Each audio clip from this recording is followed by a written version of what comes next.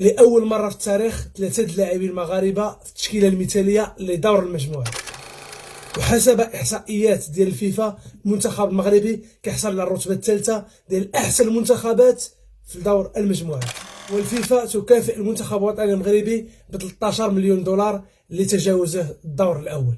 هادو هما أهم محاور ديال هذا الفيديو، وبغيت كلشي يبارطاجي ويعمل لايك. اول مره في التاريخ ديال المونديال العديد من المصادر والعديد من التقارير الرياضيه كتقول ان هناك 3 اللاعبين اللي تختاروا في التشكيله الرسميه ديال دور المجموعات، واللي هما حكيم زياش والمرابط وحكيمي.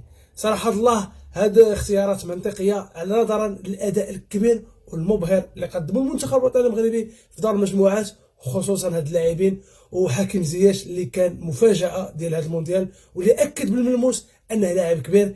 اما المرابط فحدث ولا حرج، فالمرابط اليوم اصبح واحد من اهم اللاعبين في المنتخب الوطني المغربي، واللي حتى هو دخل في التشكيله المثاليه ديال دور المجموعات نظرا للاداء الكبير اللي قدمه، خصوصا امام المنتخب الكرواتي والمنتخب البلجيكي. كيفاش قدر يوقف هذا اللاعب احسن لاعبين وسط الميدان على غرار مودريتش وكوفازيتش ودي بروين. صراحه الله يستحق يكون في التشكيله.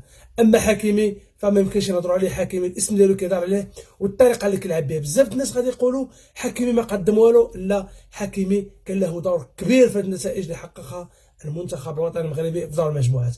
حكيمي واحد اللاعب اللي كيبان فيه لاعب كبير بزاف وكيلعب هادئ، وقدر انه يسكر كما كيقولوا المصريين ديك القنت ديال الليمن، واللي ما قدر يدوز منه لا بيريزيتش لا لوكاكو لا حتى شي واحد. يعني قدر يسد ديك القنت، وبهذا حكيمي كيضمن مكانه ديالو في التشكيله المثاليه لدور المجموعات.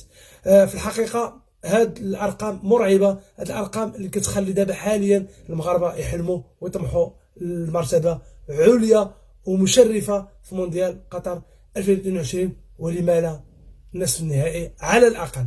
الفيفا كتعطي للمنتخب المغربي 13 مليون دولار كمكافاه للتجاوز ديالو لدور المجموعات.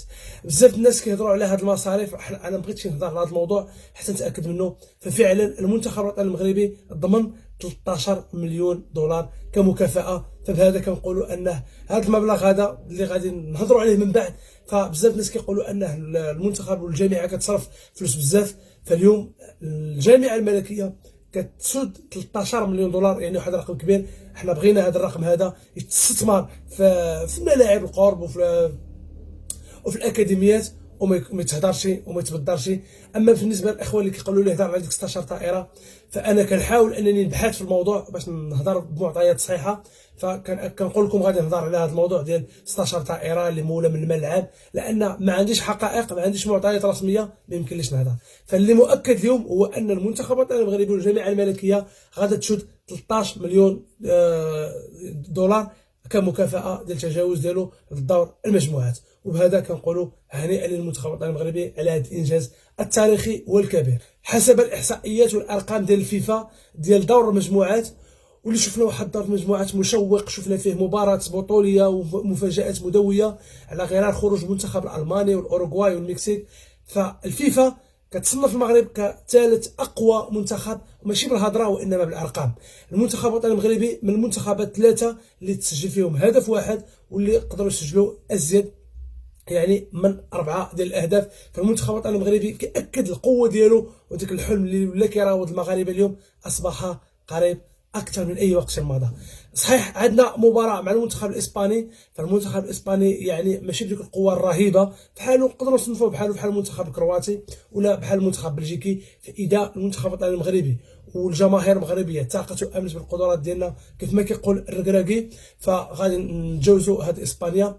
وعلى غرار هذه المباراه فالرئيس الاتحاد الاسباني متخوف من هذه المباراه، وكيف ما شفنا بزاف ديال الفيديوهات ان معظم الصحفيين الرياضيين الاسبان قالوا انه كان خصهم يتجنبوا المنتخب المغربي، ما يلعبوش معاه ويلعبوا مع بلجيكا ولا مع كرواتيا.